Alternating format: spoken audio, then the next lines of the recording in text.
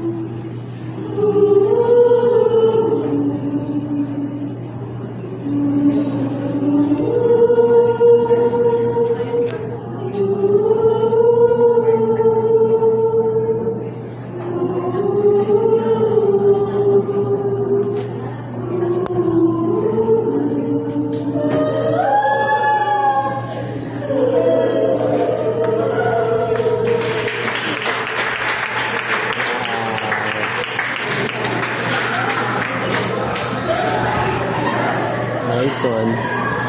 Love it, love it.